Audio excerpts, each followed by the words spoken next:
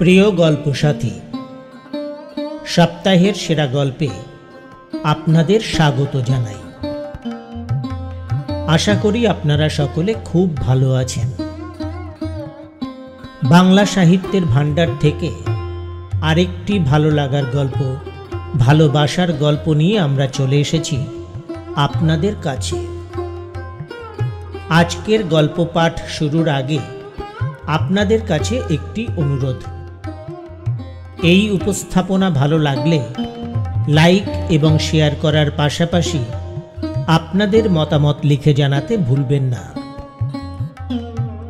যারা এখনো সাবস্ক্রাইব করেননি বা আমাদের চ্যানেলে নতুন এসেছেন, তাদের কাছে অনুরোধ, আমাদের চ্যানেলটি সাবস্ক্রাইব করে আমাদের উৎসাহিত করবেন, আরও অনেকটা পথ চলতে আমাদের সাহায্য করবেন। আর অবশ্যই বেল আইকনটি প্রেস করুন। আমাদের পরের পোস্টের নোটিফিকেশন আপনাদের কাছে পৌঁছে যাবে। শুনুন সুশীল মজুমদার ক্রিয়েশনসের নিবেদনে আজকের ভালো লাগার গল্প, ভালোবাসার গল্প, প্রখ্যাত সাহিত্যিক পাঁচকড়ি দের অন্যতম সেরা উপন্যাস মনোরমা। আজ শুনুন প্রথম পর্ব।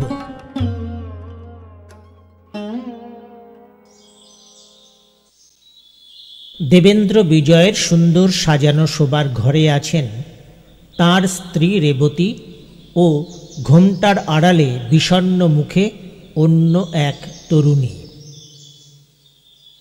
কয়েক মুহূর্ত নীরবে কাটলে সেই তরুণী রেবতীকে মৃদু স্বরে জিজ্ঞাসা করল, তিনি কখন আসবেন? এখনই এসে পড়বেন। আজ আর কোথাও কোনো কাজে বার হননি, এই পাড়ার মধ্যেই আছেন। বোধহয় কোনো বন্ধুর সাথে দেখা করতে গেছেন। ও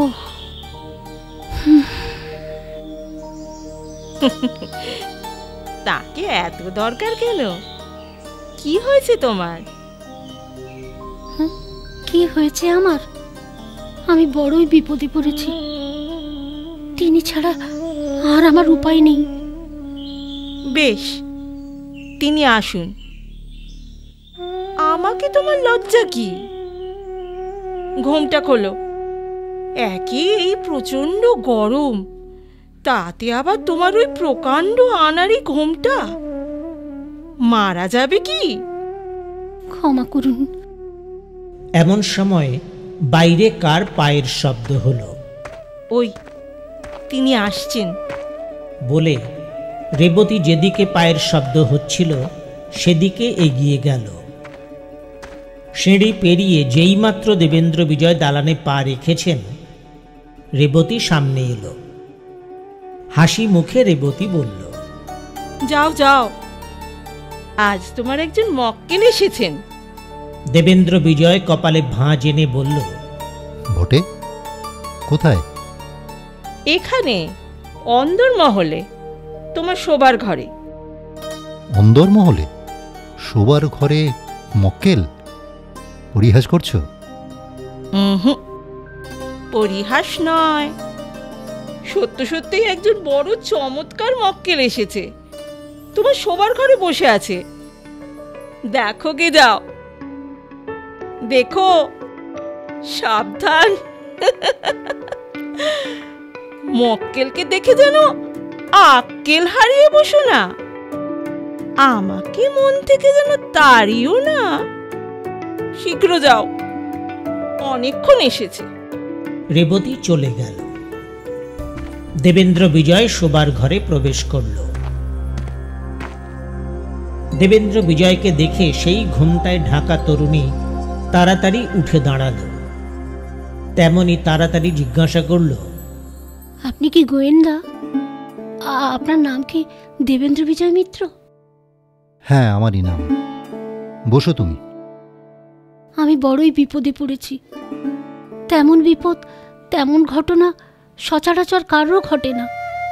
সেই সব কাণ্ড বড়ই রহস্যপূর্ণ, বড়ই জটিল। সে সকল কথা শোনার আগে যিনি আমাকে কাজে নিযুক্ত করতে ইচ্ছুক তাকে জানতে চাই। কেন? আমি আপনার সাহায্য ভিক্ষা করছি। ও, তুমি? তোমার নাম? হ্যাঁ, আমার নাম মনোরমা। বিবাহিতা? না। ভালো। যার হয়ে এখন থেকে আমাকে কাজ করতে হবে তাকে আগে চিনে রাখা আমার কর্তব্য, তারপরে তোমার কাজের বিষয় শুনব। মা লক্ষ্মী, আমার কাছে ঘোমটা খুলতে তোমার কোনো বাধা নেই। তখনই বাইরে স্ত্রী কণ্ঠে হাসির শব্দ শোনা গেল। রেবতী এতক্ষণ আড়ি পেতেছিল। স্ত্রীলোকের মন এমনই অবিশ্বাসপ্রবণ। মনোরমা প্রথমে একটু ইতস্তত করল, তারপর ঘোমটা খুলল। মরি মরি, কি সুন্দর মুখ! টানা টানা দুটি কালো চোখ, সাপের লেজের মতো দুটি কালো ভ্রু এবং বেনি বাঁধা লম্বা ঘন কালো কেশগুচ্ছ সেই মুখের চমৎকার শোভা বাড়িয়েছে।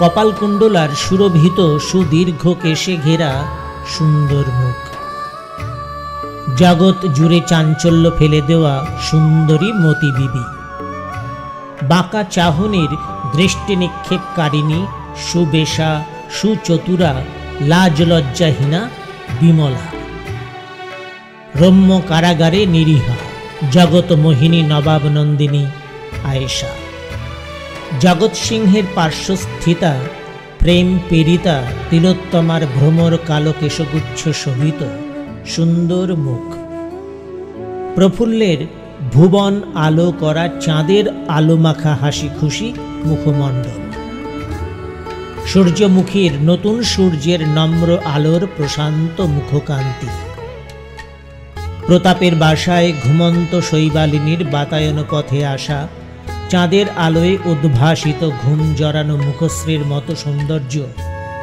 মনোরমাতেও আছে। তাছাড়া আরও এমন একটা কিছু আছে, একবার চাইলে চোখ আর সহজে ফিরিয়ে নেওয়া যায় না, একবার দেখলে চেষ্টা করেও আর ভুলতে পারা যায় না। দেবেন্দ্র বিজয় সেই মুখ দেখে চমকিত হলেন।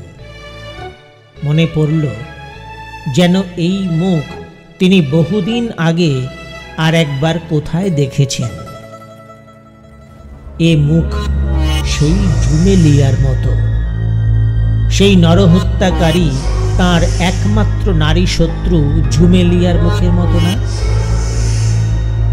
তাই তো বটে। কি সর্বনাশ! দেবেন্দ্র বিজয় মুখে সে বিস্ময় ভাব কিছুমাত্র প্রকাশ না করে চুপ করে থাকলেন। মশাই, আজ এই 3 বছর পরে এই প্রথম আমি একজন অপরিচিতের কাছে নিজের পোড়া মুখ বার করলেন। নিজেকে এভাবে 3 বছর গোপন রাখবার কারণ কি? কারণ আরেকটি মেয়ে আছে, সে সব দিক থেকে ঠিক আমার মতো দেখতে। সে কে? তার নাম কি? তার নামও মনোরমা। বটে, বড়ই আশ্চর্য ব্যাপার। দেখছি শুধু রূপ একরকম নয়, নামও একরকম। এ বেশ চমৎকার ঘটনা। ঘটনা নয়, ষড়যন্ত্র। অন্য যে মেয়েটি ঠিক আমার মতো দেখতে, তার নিজের নাম সে গোপন করেছে, আর আমার নামে নিজেকে বহাল করে আমার অতুল সম্পত্তি ভোগ দখল করছে। আমার সেই বিষয় ঐশ্বর্য আমাকে উদ্ধার করে দেবেন, এই আশায় আমি আপনার শরণাপন্ন হতে এসেছি। সে মনোরমার প্রকৃত নাম কি? আমি ঠিক বলতে পারি না, তবে সে কি তোমার আত্মীয়? তাও আমি ঠিক বলতে পারলাম না। এ বড় সহজ ব্যাপার নয়। মনোরমা, তুমি যা কিছু জানো সবটা আমাকে এক এক করে বলো দেখি। জল ভরা চোখে দেবেন্দ্র বিজয়ের মুখের দিকে চেয়ে ধীরে ধীরে মনোরমা জিজ্ঞাসা করল, মহাশয়, দুইজনের আকৃতি ও মুখশ্রী হুবহু মিল এক চমৎকার আপনি কখনো দেখেছেন কি? না, তা দেখি না। সেই ঘটনাই এখন আমার ওপরে ঘটেছে, তাই আপনাকে বলতে এসেছি। একজনকে দেখে কি আর একজন বলে ভ্রম ঘটতে পারে? নিশ্চয়ই, সেই ভ্রমিত তিনজনকে নিয়ে যখন তখন ঘটত। আমরা তিনজন ঠিক একই রকম দেখতে, কোনো প্রভেদ নেই। তিনজন? কিন্তু এখন সে তিনটি একটি মারা গেছে। তিনটির মধ্যে কোনটি মারা গেছে তা কি তুমি জানো? না, তা আমি ঠিক বলতে পারি না। তাদের মধ্যে কেউ কোনো সম্পর্কে তোমার আত্মীয় হয়? হ্যাঁ, একজন আমার মাস্তুতো বোন, অন্যজন আমার আত্মীয় নয়, পরম শত্রু। সেই তিনটির মধ্যে তুমি একটি। আচ্ছা, তিনজনের বয়স কি সমান? আমার বোন আর আমি একদিনে এক সময় ভূমিষ্ঠ হই। আমার বোনের জন্মস্থান চেলা, গোপালনগর, আর আমার জন্মস্থান খিদিরপুরে, আমাদের নিজেদের বাড়ি আনন্দ কুটিরে। অন্যজনের বয়স কি, জন্মস্থান সম্বন্ধে আমি কিছুই জানি না। তবে সেই সকল রহস্যের মূল। যাক, তোমার মাস্তুতো বোনের নাম কি? তার নাম কুমুদিনী। তুমি বেশ জানো কুমুদিনী তোমার আপন মাসির মেয়ে? হ্যাঁ, কুমুদিনীর মা আর আমার মা যমজ বোন। যাক, এখন তোমাকে কতগুলো কথা জিজ্ঞাসা করা দরকার। পাছে ব্যাপারটা বুঝতে কোনো গোলমাল ঘটে, এই জন্য তোমাদের তিনজনের এক একটা নম্বর স্থির করা দরকার। তুমি 1 নম্বর, তোমার ভগিনী কুমুদিনী 2 নম্বর, আর সেই অজ্ঞাত কুলশীলা অপরিচিতা 3 নম্বর। তুমি 3 নম্বর মেয়েটির বিষয়ে কতদিন জানতে পেরেছ? আজ 4 বছর, কি কিছুই বেশি হবে। ভূকৈলাসে আমাদের এক ঘর আত্মীয় ছিল। কোনো দরকারে একদিন আমি তাদের বাড়িতে যাই, সেখানেই ওই 3 নং মেয়েটিকে দেখতে পাই। এমন দেখা সাক্ষাতে কিছু পরিচয় ঘটাই সম্ভব? পরিচয়? জাল জাল, সে পরিচয় বড়ই ভয়ানক। 3 নং মেয়েটি আমাকে দেখি দিদি বলে কাছে এসে দাঁড়ালো। এমন ভাব দেখালো সে যেন নিজের 2 নং, আমার বোন কুমুদিনী। যদি তোমাদের আকৃতির কোনো পার্থক্য ছিল না, তবে কেমন করে তখন জানলে যে সে তোমার বোন নয়? তখন আমার বোন কুমুদিনী শয্যাগত। তখন তার খুব ব্যারাম, উঠবার শক্তি ছিল না। তুমি ঠিক জানতে যে তার উঠে বসার শক্তিমাত্র ছিল না? তুমি তোমার বোনকে দেখতে ঘরে ফিরেছিলে কি? না, আমার সঙ্গে যে চাকর ছিল তাকেই পাঠিয়েছিলাম। সে খুব বিশ্বাসী ছিল। তেমন বিশ্বাসী বড় একটা দেখতে পাওয়া যায় না। এখন সে কোথায়? প্রায় 3 বছর তার মৃত্যু হয়েছে। আমার বিশ্বাস বিষ খেয়ে তার মৃত্যু হয়েছে। এ বিশ্বাসের কারণ কি? কারণ হঠাৎ তার মৃত্যু হয়। সে মৃত্যু বড়ই রহস্যপূর্ণ। তুমি তার এই হঠাৎ মৃত্যুর কোনো খোঁজ খবর রাখোনি? তখন সে আমার কাছে ছিল না, তাই কিছু করতে পারিনি। 2 নম্বর কিংবা 3 নম্বর মেয়েটির সঙ্গে ছিল। কেমন করে তা হতে পারে? সে তো তোমারই চাকর। হ্যাঁ, সে তখন ভ্রমে পড়েছিল। সে মনে করেছিল সে আমার সঙ্গেই আছে। মন্দ নয় দেখছি। সে কি তোমাদের পুরনো চাকর? নিশ্চয়ই বৃদ্ধ। বরাবরই কি তোমাদের পরিবারভুক্ত ছিল? হ্যাঁ। যদি তাই হবে, সে যদি তোমার জন্ম থেকেই রোজ তোমায় দেখে আসছিল, তবে কি করে তার এমন ভুল হলো? এই ভুল তার প্রথম, এই ভুলই তার শেষ ভুল। কেন এ কথা বলছো কেন? কেন? এমন ভুল তার একদিনও ঘটেনি। মৃত্যুর আগে সে সব বুঝতে পারে। নিজে যে জঘন্যভাবে ঠকেছে সে তা জানতে পারে। তাকে এভাবে কেন ঠকানো হয়েছিল সে রহস্য সে তখন বুঝতে পারে। আমার জীবনের উপর লক্ষ্য রেখে কেউ তাকে শেষ করেছে। সে যে রহস্য বুঝতে পারে তা তুমি জানো? জানি। সে মৃত্যুর আগে একটা চিঠি আমার নামে লিখেছিল। সে চিঠি আমি পেয়েছি। ডাকে এসে চিঠি আসে? না, একটা লোক দিয়ে যায়, সেটা আমি যত্ন করে রেখেছি, আমার সঙ্গেই আছে। এই দেখুন। দেবেন্দ্র বিজয় মনোরমার হাত থেকে সেই চিঠি নিয়ে তখনই পড়তে লাগলেন। শ্রী শ্রী কালীমাতা সহায়। দিদিমণি, আমি খুব ঠকেছি, তুমি আমার আসল মনিব। এখন আমি বুঝতে পারছি কে আমার আসল মনিব। সেজন্য অনেক প্রমাণ সংগ্রহ করে রেখেছি, পাছে হারিয়ে যায় সেই ভয়ে পাঠাতে পারলাম না। সুবিধা পেলে, সুযোগ বুঝলে অবসর মতো সে সকল প্রমাণ আমি তোমার হাতে দেব। কাল আমার জ্বর হয়েছে, গতকালের থেকে আজ জ্বর একটু বেশি। আগামীকাল যদি আমি ভালো না থাকি, কি জ্বর আরও বেশি হয়, তাহলে আমি কালই সেসব প্রমাণপত্র লোক মারফত তোমাকে পাঠিয়ে দেব। পরে আমার একান্ত প্রার্থনা, তোমাকে না চিনতে পেরে আমি যে গুরুতর অপরাধ করেছি তা মার্জনা করবে। সেবক রাম গোলাম। পুনশ্চ আমার কাছ থেকে সেসব প্রমাণপত্র চুরি যাবার কোনো আশঙ্কা নেই, সে ভয় করো না। আমি সে প্রমাণপত্রের পুলিন্দা এমন জায়গায় রেখেছি কারো সাধ্য নেই যে খুঁজে বের করে।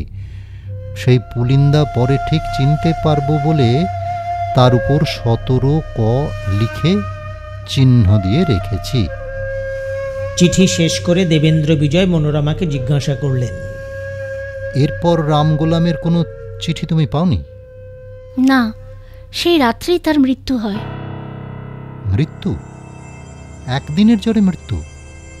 সে কি ব্যারামে তার মৃত্যু হয়? মৃগু রোগ বলেই এখন সাব্যস্ত করা হয়েছে। তোমার মনে বিশ্বাস তাকে বিষ খাইয়ে মেরে ফেলা হয়েছে? ভালো। তারপর 17 ক পুলিন্দার কোনো সন্ধান করেছিলে? পারিনি, সে পথ বন্ধ হয়ে গিয়েছিল। তারপরে আমি মিথ্যে অভিযোগে বন্দিনী হই। যদি আমি সে কথা আপনাকে বলি, হয়তো এ যাবৎ যেমন অন্যান্য লোক আমার সে কথা বিশ্বাস করেনি, তেমন আপনিও করবেন না। যদি তুমি নিজে সে কথা আমার কাছে প্রকাশ না করো, আমি অন্য উপায়ে সে সংবাদ সন্ধান করে নেব। তুমি সে কথা আমার কাছে প্রকাশ করো বা না করো, সে তোমার ইচ্ছা। তবে নিশ্চয়ই জেনো, আমার কাছে এরপর বিন্দু বিসর্গ কিছুই গোপন থাকবে না। যে এখন আমার অতুল ঐশ্বর্য ভোগ দখল করছে, সেই জাল মনোরমা আমাকে পাগল বলে এক কবিরাজের বাড়িতে বন্দিনী করে রেখে দেয়। কতদিন সে তোমার বিষয়ের দখলিদার হয়ে আছে? আজ 3 বছর। কতদিন তুমি কবিরাজের হাত থেকে মুক্তি পেয়েছ? আজ 2 দিন। বটে। সে কবিরাজের বাড়ি কোথায়? তার নাম কি? বাড়ি শিবপুর, নাম গোবিন্দপ্রসাদ সেন। জানো তুমি পাগল। পালিয়ে এসেছো বলে এখনই আবার আমি তোমায় ধরিয়ে দিতে পারি। তারই হাতে, সেই কবিরাজেরই হাতে আবার আমি তোমাকে ফেলতে পারি। হ্যাঁ? হা ভগবান, মশাই বলেন কি? আমি যে আপনার শরণাপন্ন। আপনার আর যা ইচ্ছে হয় তাই করুন, ধরিয়ে দেবেন না। তার হাতে যাওয়া অপেক্ষা জমের হাতে। পাগল তুমি, তোমাকে ধরিয়ে দেওয়াই এখন আমি কর্তব্য মনে করি। মনোরমাকে দেবেন্দ্র বিজয় এমন কর্কশ কণ্ঠে উঁচু স্বরে স্থির প্রতিজ্ঞ ভাব দেখিয়ে ওই কথাগুলি বললেন যে তাতে কিছুক্ষণ কোনো কথা বলতে মনোরমারও সাহস হল না। নিস্পন্দ নির্বাক হয়ে রুদ্ধশ্বাসে সে মাথা নিচু করে রইল। এরকম বলবার দেবেন্দ্র বিজয়ের একটা উদ্দেশ্য ছিল, সেই অপরিচিতার হৃদয়ের ভাবটি বুঝে নেওয়া ছাড়া আর কিছুই না। অনেকক্ষণ পরে জল ভরা রক্তবর্ণ হয়ে যাওয়া নীল চোখ দুটি তুলে ধীরে ধীরে মাথা তুলে সভয়ে কাতর কণ্ঠে মনোরমা বলল, আমি যে সকল কথা বললেন তাকে আপনি বিশ্বাস করেন না? আমাকে পাগল বলে আপনার বিশ্বাস হয়? মনোরমা, যতক্ষণ না আমি 17 কপ চিহ্নিত পুলিন্দার কোনো সন্ধান করে উঠতে পারি ততক্ষণ আমি কিছুতেই তোমাকে বিশ্বাস করতে পারি না। মনে রেখো, আমার নাম দেবেন্দ্র বিজয়। আপনাকে আমার এই কাজের ভার দেওয়ার আগে আর একটা কথা জানতে চাই। প্রথমত, আমি এখন খুবই নিঃস্ব। আমার কাছে বেশি টাকা নেই, জোর 100 কি আর 2-4 টাকা বেশি হবে। আমি আপনাকে সত্য কথা বলছি, তাতে আমার কাজে যত্ন নিতে আপনার যে পরিশ্রম হবে সেজন্য যথোপযুক্ত পারিশ্রমিক দিতে আমি একান্ত অক্ষম। যদি না আপনি কি? যদি না আপনি 17 ক চিহ্নিত পুলিন্দা বের করতে পারেন। কেন?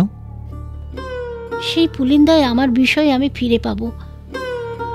আমার বাবা মৃত্যুকালে, সে প্রায় আজ 4 বছর হলো, আমার জন্য 2-3 লাখ টাকা স্থাবর অস্থাবর সম্পত্তি রেখে গেছেন। বটে, বোধ করি তোমার মাও জীবিত নেই। আজ 10 বছর হলো আমার মা মারা গেছেন। এখন আমার বয়স 25 হবে। তোমার এতদিন বিবাহ হয়নি কেন?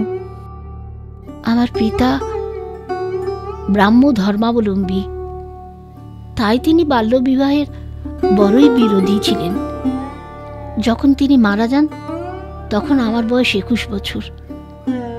তারপরেই আমি এই ষড়যন্ত্রে পড়ি।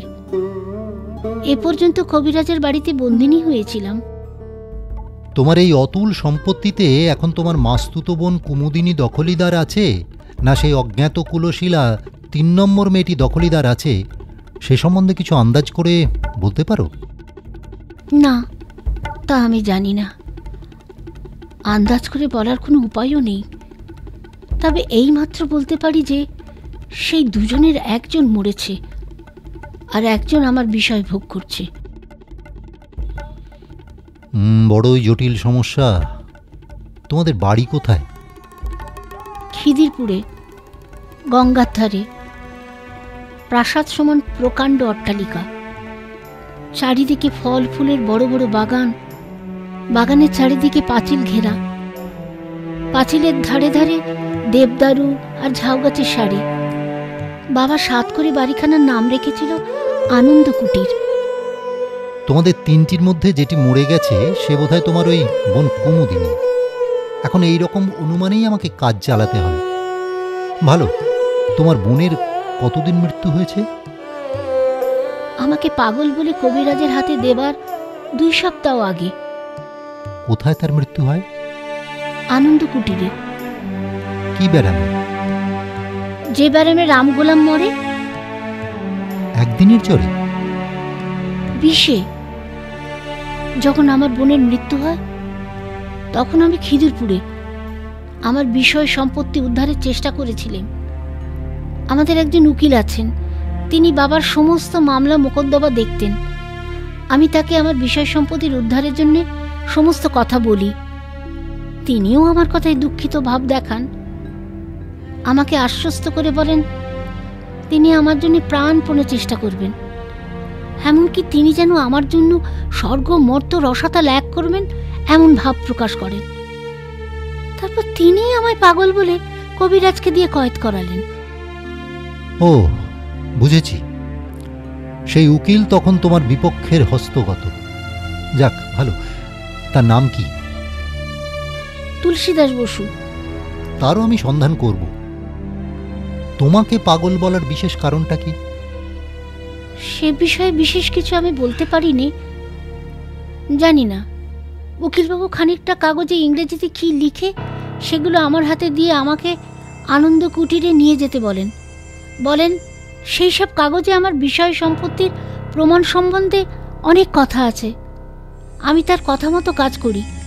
সেই কাগজগুলো নিয়ে আনন্দ কুটিরে দেখাতে সেখানকার সকলে উপহাসের অট্টহাসি হেসে ওঠে। তারপর আমার এ বিষয়ে বিচার হবে এরকম স্থির হয়। বিচার কোথায় হলো? আনন্দ কুটিরে বিচারপতিকে আনা হয়েছিল। মন্দ নয়। তোমার উকিলই তোমাকে এইরূপ বুঝিয়ে থাকবেন। লোকটা বড়ই প্রবঞ্চক। প্রথম থেকেই সে তোমার সঙ্গে বঞ্চনা আরম্ভ করেছিল। এখন তারপর বিচারে কি ফল হলো? ইতিমধ্যেই তোমাদের তিনটির একটির মৃত্যু হয়।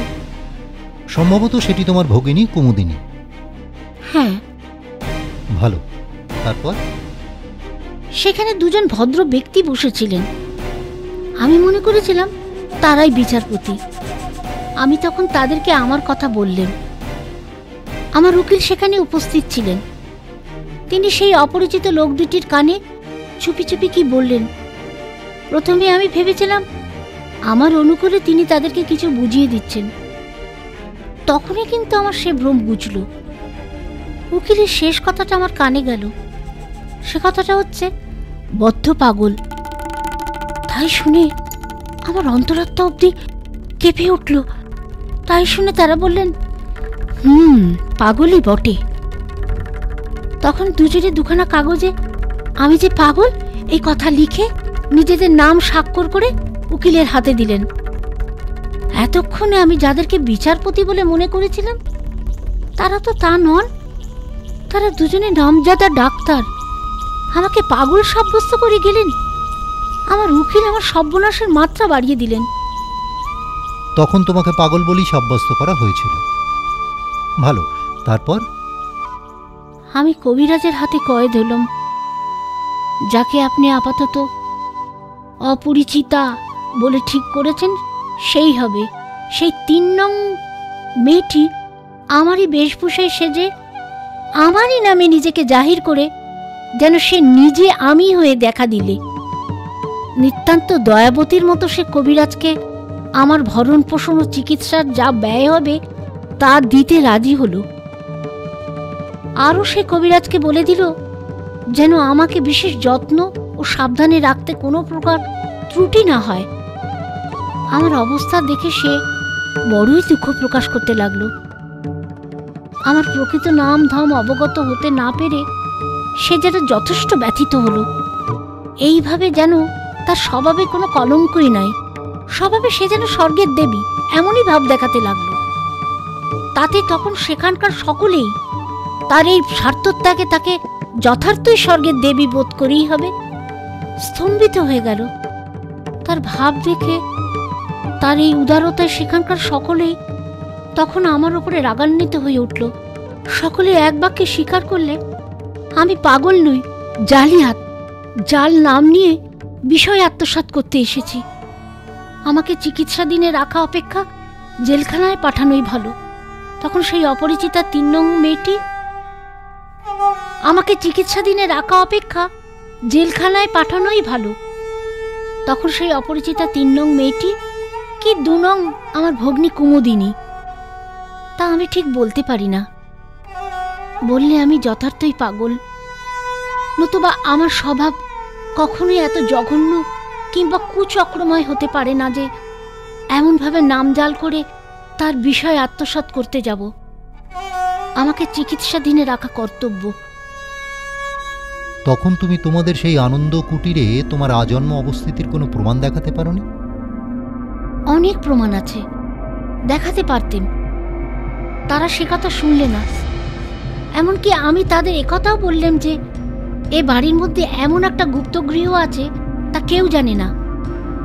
এমনকি ওই ৩ নম্বর মেয়েটি সেই অপরিচিতা সেই গুপ্তগৃহে কোন পথে যেতে হয় তাও জানে না। আমি সে ঘর জানি, দেখাতে পারি। তাতে তারা সম্মত হয়নি? তোমাকে পাগল বলেই তখন স্থির করা হলো? হ্যাঁ, তখন নিজেকে পাগল বলে আমারও মনে হতে লাগলো। সত্যিই যেন লজ্জায়, ঘৃণায়, দুঃখে আমি পাগল হয়ে গেলাম। কিন্তু হতাশ হলাম না।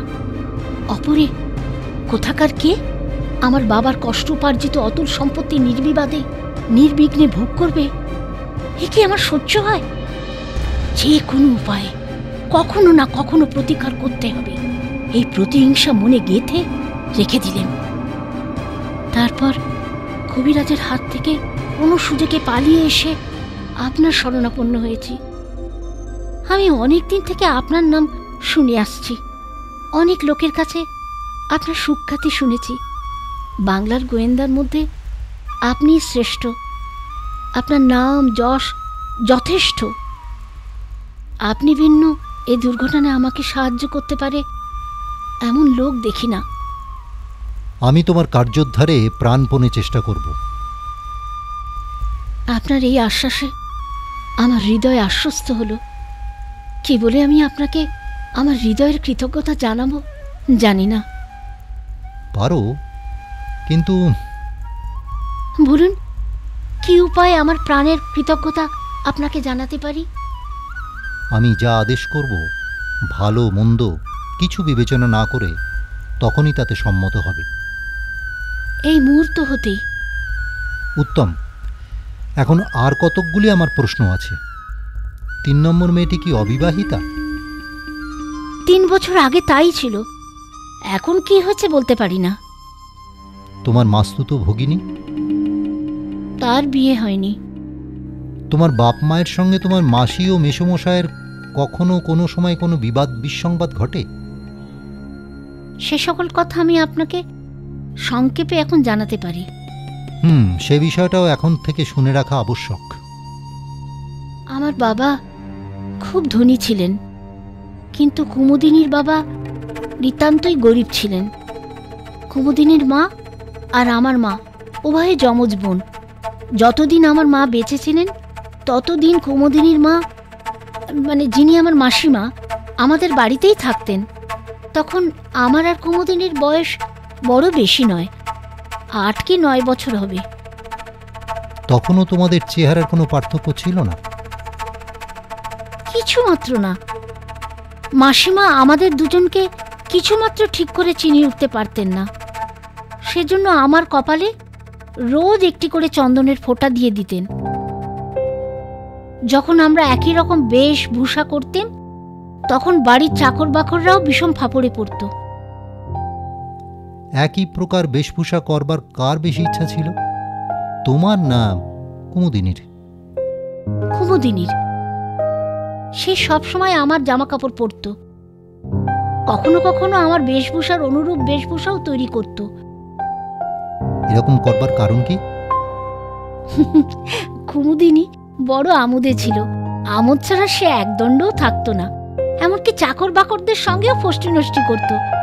আমার বেশভূষায় সেজে সবসময় তাদের কাছে গিয়ে তাদের চমক লাগিয়ে দিত। কত হুকুমদারি করত। এর ভেতরেও অনেক রহস্য আছে।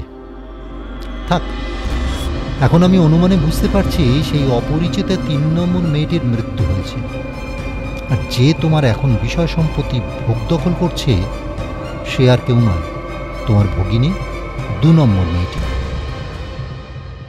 প্রিয় গল্প সাথী, আজ শুনলেন প্রখ্যাত সাহিত্যিক পাঁচকড়িদের অন্যতম সেরা উপন্যাস মনোরমা। আজ শুনলেন প্রথম পর্ব। গল্প পাঠে সুশীল মজুমদার, পরিজিৎ বন্দ্যোপাধ্যায়, চৈতি মজুমদার এবং মুনমুন দাস। এই উপস্থাপনা ভালো লাগলে লাইক এবং শেয়ার করার পাশাপাশি আপনাদের মতামত লিখে জানাতে ভুলবেন না। এই উপন্যাসের 2য় পর্বের উপস্থাপনা নিয়ে খুব শীঘ্রই উপস্থিত হব আপনাদের কাছে। আমাদের পরের উপস্থাপনার নোটিফিকেশন পেতে বেল আইকনটি প্রেস করুন। আর এখনও যারা সাবস্ক্রাইব করেননি বা আমাদের চ্যানেলে যারা নতুন এসেছেন তাদের স্বাগত জানিয়ে অনুরোধ করছি, আমাদের চ্যানেলটিকে সাবস্ক্রাইব করে আমাদের উৎসাহিত করবেন, আরও অনেকটা পথ চলতে আমাদের সাহায্য করবেন। আজকের মতো বিদায় নিচ্ছি। আপনাদের সঙ্গে আবার যোগাযোগ হবে পরের উপস্থাপনায়। সকলে ভালো থাকবেন। নমস্কার।